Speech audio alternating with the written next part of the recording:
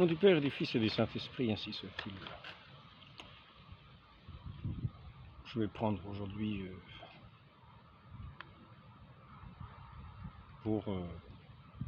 comme réflexion quelque chose qui est au cœur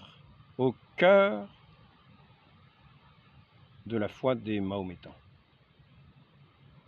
C'est-à-dire qu'ils professent ce que aurait professé Mahomet. Ce qui est au cœur de la foi des Mahométans, c'est en gros ce qu'ils semblent dire dans leur prière principale.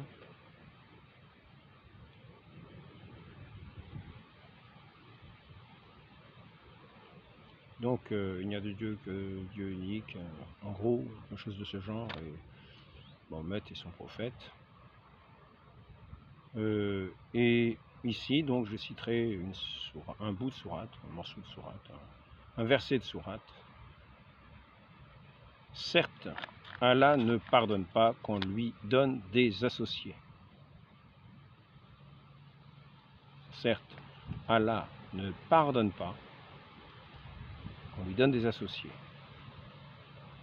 À part cela, il pardonne qui il veut. Quiconque donne des associés à Allah s'égare loin dans l'égarement.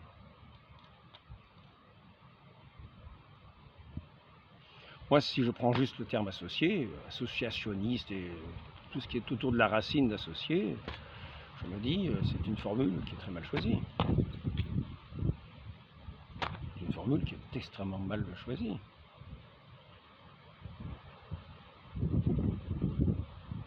Déjà, quand on parle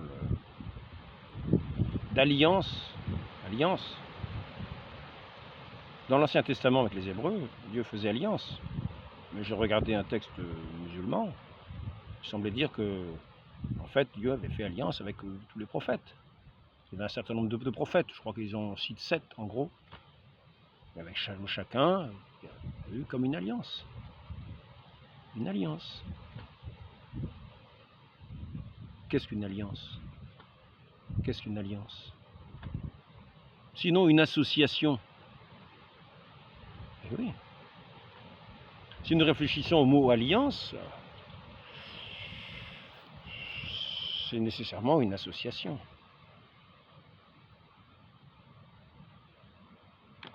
C'est-à-dire une alliance, on prend deux personnes, et ces deux personnes trouvent un accord, concluent une alliance sur la base d'un accord. C'est-à-dire ils tombent d'accord sur une chose, sur un point, ou sur l'ensemble des points, alliés à la vie et à la mort, bien alliés pour mener une campagne contre tel ennemi. On va s'allier, ou bien on s'allie pour faire des affaires. En dehors des affaires, chacun est libre. Une alliance, une association, association de bienfaiteurs, association de malfaiteurs. Maintenant, si nous réfléchissons le mot alliance,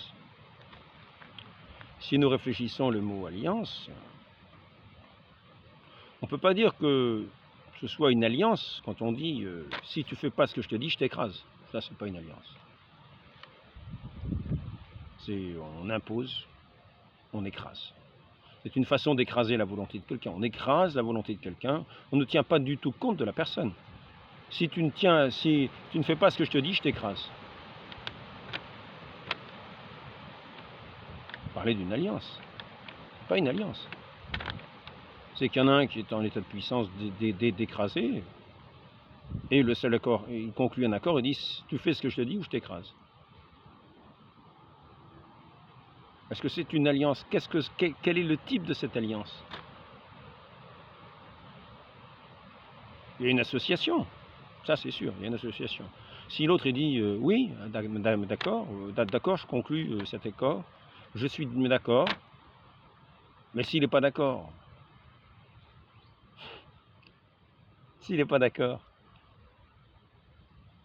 quand on dit tu fais pas ce que je te dis, je t'écrase, l'autre va dire je suis pas d'accord. Qu'est-ce que vous pensez que ça va faire? Que ça va rester là tranquillement? Réfléchissons. Réfléchissons. Moi, je suis prêt à la réflexion. Avec des choses, partons d'éléments très simples. Vous voyez, ce sont des éléments très simples mais essentiels. Nous parlons d'une alliance. Donc, si tu fais ce que je te dis, tu auras droit à la vie. Tu auras droit de vivre, de respirer.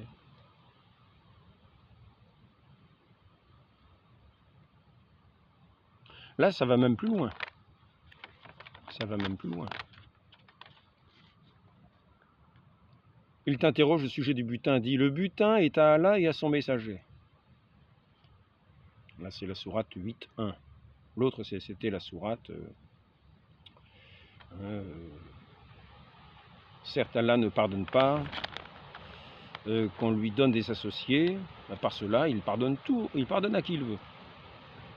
Quiconque donne des associés à Allah s'égare loin dans l'égarement, ça c'est la sourate 4, verset 116. À part cela, tout peut être pas pardonné, mais cela semble assez étrange. Parce que tant qu'on n'est pas entré dans la considération de cette chose-là, on sait bien que ce n'est pas nous, simplement en pensant qu'ils faisons exister le bon Dieu. Donc le bon Dieu existe avant que l'on pense à lui. Même si on ne connaît pas qu'il y a un bon Dieu, lui, il est. Il est. Et il se peut qu'on ait des idoles, qu'on tienne des idoles pour le bon Dieu. Et malheureusement, ce n'est pas vraiment encore donner des associés, parce que ça serait plutôt mettre à la place de Dieu, adorer à la place de Dieu. C'est pas vraiment associé, c'est adorer à la place de Dieu. On adore une idole à la place de Dieu. Alors est-ce que ça c'est pardonné ou pas? Mais quand la personne ne sait rien, pratiquement, toute l'humanité était dans cet état-là à un certain moment, dans un égarement. Car au début il y avait cette alliance entre Adam et son Dieu. C'est-à-dire, tout ce qui est là, vous pouvez en prendre, mais pas de cet arbre-là. Sinon, vous mourrez. Sinon, vous mourrez. Si vous prenez de cet arbre-là, vous mourrez. Mais tout le reste, vous pouvez en prendre. Tout le reste, vous pouvez en prendre. C'est quand même déjà pas mal, quoi. Je ne sais pas, il y a quelqu'un qui nous prévient, attention, il y a un précipice, si tu vas dans ce précipice, tu tombes et tu meurs. Ben, je remercie la personne. Donc, d'une certaine manière, il y a une alliance, il y a un contrat, il y a quelque chose, c'est-à-dire, je peux jouir de tous les biens qui sont dans ce lieu. Par contre, ne prends pas de cet arbre-là.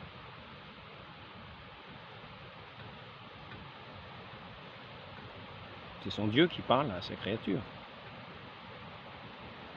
Il l'installe dans un jardin avec des grâces immenses, des dons extraordinaires. Il le met à la tête de sa création pour s'occuper de sa création, un petit peu comme un jardinier. Il dit, de tous les arbres, vous pouvez en manger, sauf de celui-ci.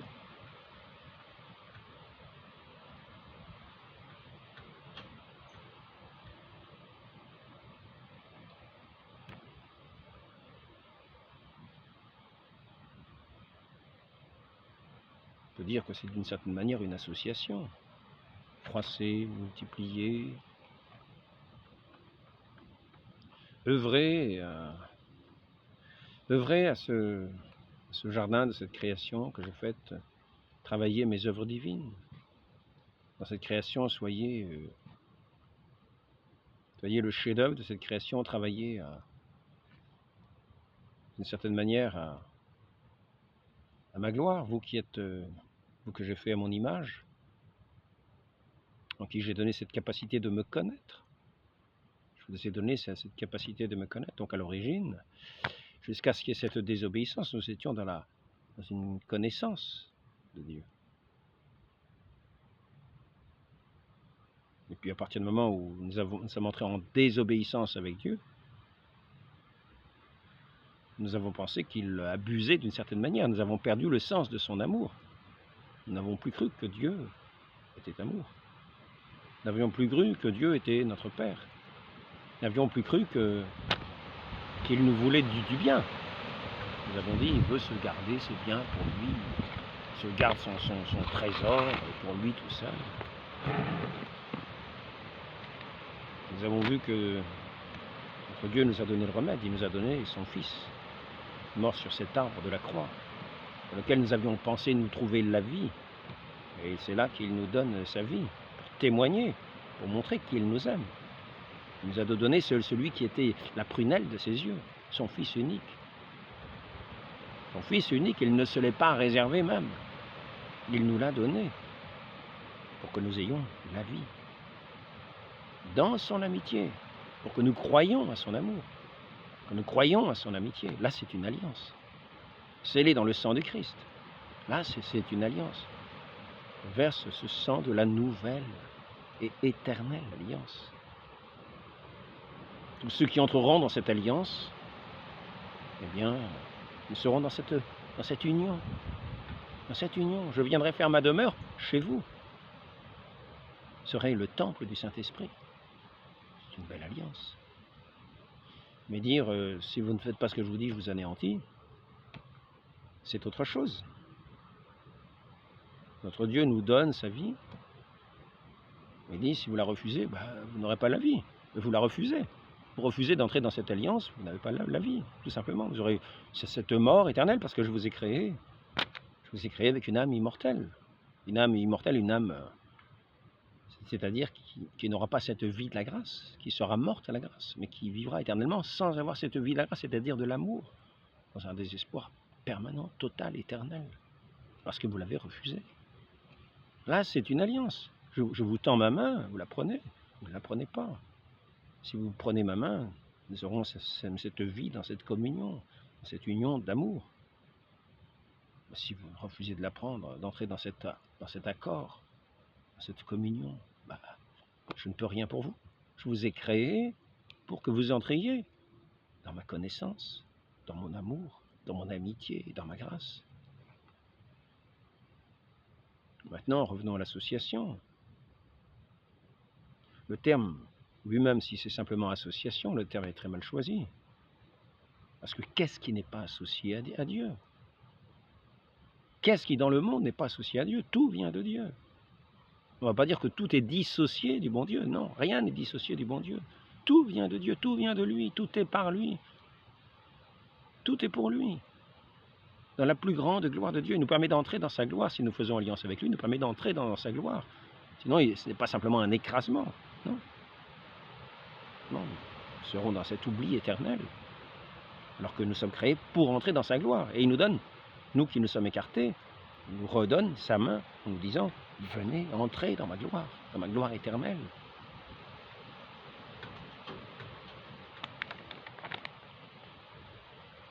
La plupart d'entre eux, certes, Allah ne pardonne pas ceux qu'on lui donne des associés. À part cela, il pardonne à qui il veut. Quiconque donne des associés à Allah s'égare, loin dans l'égarement. Bien sûr, il pardonne pour toutes les fautes commises en dehors de cela. Quel est le sens de ces paroles? À partir du moment où on se détourne de Dieu, où on ne lui donne pas tout son cœur, c'est qu'on donne notre cœur à un autre. Donc nous nous associons à un autre. Nous avons le cœur divisé. Celui qui aime Dieu n'a pas le cœur divisé. Il a renoncé au monde, c'est ce que nous faisons au baptême, nous renonçons au monde. Nous sommes unis à notre Dieu. Il n'y a pas d'autre alliance. Nous sommes alliés à lui, associés à lui. Mais lorsque nous venons à pécher, quel que soit le péché, c'est parce que nous sommes détournés de Dieu d'une manière ou d'une autre, que nous avons détourné notre cœur et notre regard de lui pour nous associer à l'objet du péché, c'est-à-dire à à ce qui est autre que notre Dieu, qui est l'amour même, c'est-à-dire pour nous détourner de l'amour, pour nous détourner de la vie, pour aller vers un objet qui en lui-même n'est pas digne de nos cœurs. Et c'est vers lui que c'est à lui, à cet objet, qui n'a pas de souffle dans la bouche, qui n'entend rien, qui n'a pas de vue, enfin pas cette vie divine, pas cette gloire divine. Nous nous tournons vers un néant. Nous associons notre cœur à un pur néant, à une créature qui est un pur néant. Certes, Allah ne pardonne pas qu'on lui donne des associés. Et par cela, il pardonne à qui il veut. Il pardonne à qui il veut. Vous voyez, j'essaie de réfléchir assez honnêtement. Le terme de la phrase, qui est ici, en fait, se rapporte tout simplement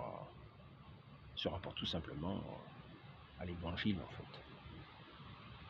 Le terme de la phrase, quand on dit associé, ça se rapporte à, en fait,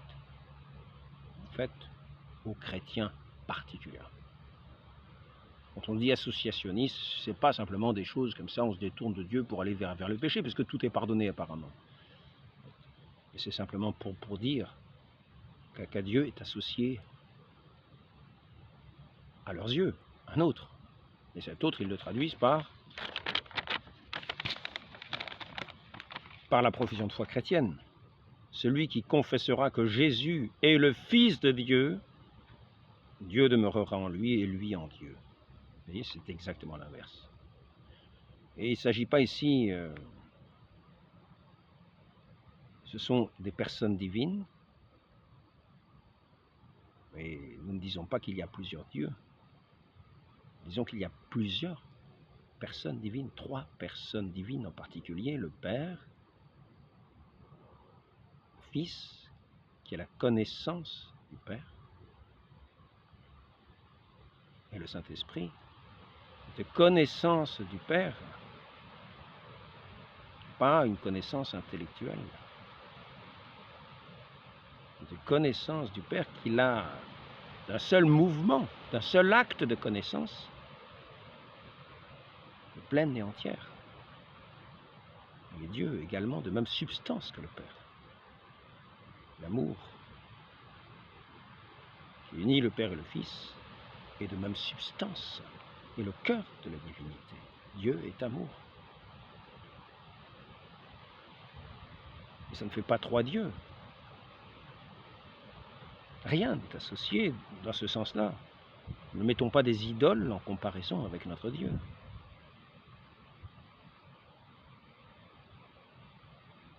Nous ne disons pas qu'il y a un Coran qui est éternellement la parole de Dieu. Un Coran qui serait éternellement la parole de Dieu.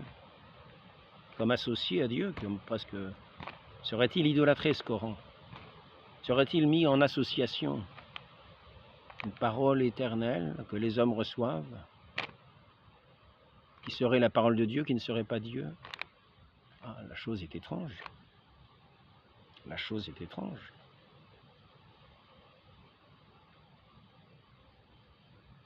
C'est une réflexion sur ce que l'islam entend par association. Quand on dit par exemple que le messager d'Allah, il t'interroge sur le bulletin, sourate 8, verset 1. Il t'interroge au sujet du butin, dit le butin est à Allah et à son messager. N'y a-t-il pas une association? Et pourtant, nous disons un petit peu la même chose quand nous regardons Dieu le Père et Dieu le Fils. Et surtout lorsque nous voyons, parce que tout ce qu'a le Père, le Fils l'a de même. C'est lui qui nous l'enseigne.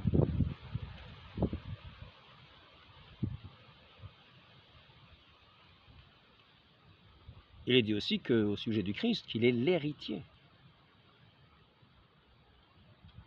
de tout cet héritage. Ici, on parle pas d'héritier, on parle d'un butin. Un butin, parce que nous sommes dans un langage guerrier, parce que nous sommes ici avec des sourates qui n'arrêtent pas de parler de guerre. Ô mon fils, ne donne pas d'associer à Allah, car l'association est certainement une injustice énorme.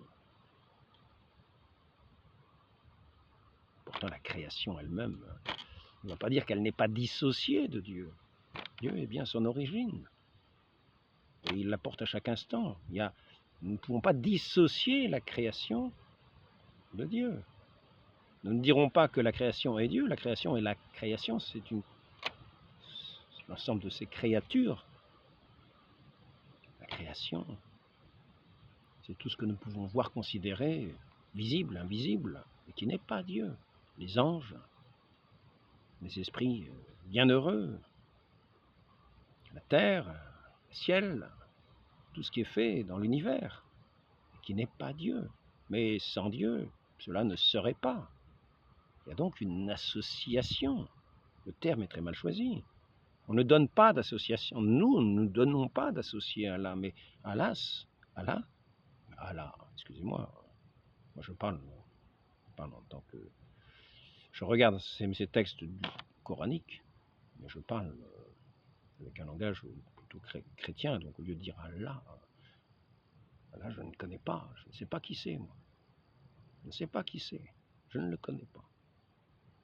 Il ne reconnaît pas le Fils unique, celui qui parle sous l'identité d'Allah ne reconnaît pas cette chose nécessaire à la connaissance du Père, qui est la connaissance du Fils. Celui qui confessera que Jésus est le Fils de Dieu, Dieu demeurera en lui et lui en Dieu. C'est l'essentiel de la foi enseignée par notre Seigneur Jésus le Christ. Qui me voit a vu le Père. Ce n'est pas nous qui donnons des associés. Lorsqu'il y a le baptême, nous ne donnons des associés à personne. Dieu se révèle. Et il nous révèle qu'il a un Fils. Et le Saint-Esprit vient se poser sous la forme d'une colombe sur ce Fils. Ce n'est pas une transformation des Écritures. C'est le témoignage des martyrs qui ont témoigné de ce qu'ils ont vu.